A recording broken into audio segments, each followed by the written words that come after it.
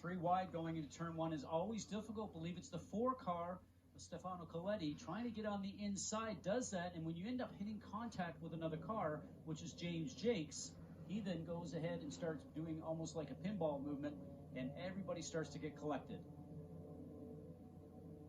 Now we'll have to see if Jakes can get out of the tire barrier and get clear, but you see Graham Rahal there again with his suspension damage. Just watch here on the outside. Here, a lot of Joss hauling going on. You can see that he's just looking to make a move going on the inside of Scott Dixon, and there just was not enough room between him and Justin Wilson. Let's watch this one more time. On board with James Hinchcliffe. Watch how narrow the track gets up here. And as a driver like James, you're hoping that you can run top and see what happened. No room. Can't do 3 wide going into 1. And it's not the last lap of the race. The first restart. Quite frankly, we should know better. Yeah, absolutely. That is uncalled for. On board with Ryan Briscoe. Listen to Briscoe gets off the throttle. He sees it transpiring in front of him, does an excellent job getting through all that, and take another look at it.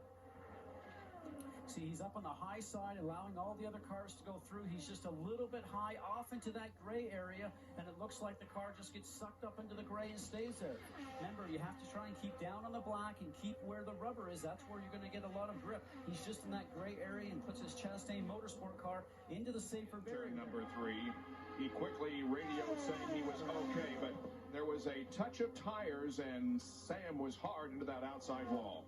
And it looked, Bob, like he was just trying to make the line just a little bit higher. I think the lower car ended up moving up on him, just touching his left rear tire, losing control of the back end of the car. He was doing so well. Fast and warm up this morning, getting himself up in the top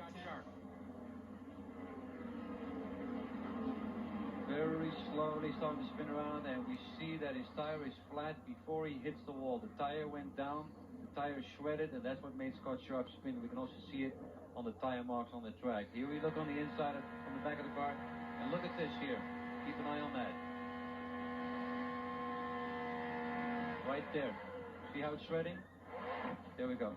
That tire came off at 181.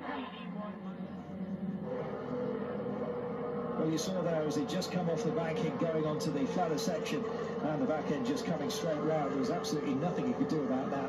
Out of control. Well, his line looked reasonable. He just lost the back end there. A big stripe of rubber onto the brakes, and those marshals down the trackside there, all ducking down. They'll reappear in a moment as that debris flies. Cleaned as fast as they can. Here it is, Scott. You see the green and white car right there in your screen, actually.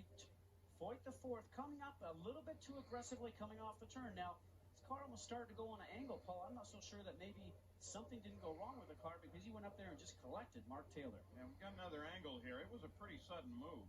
See, there he goes. He maybe didn't have an indication from his spotter that Mark was up there. In any case, both coming off a turn. And the pressures are not necessarily there, and so you get in traffic this sort of incident again.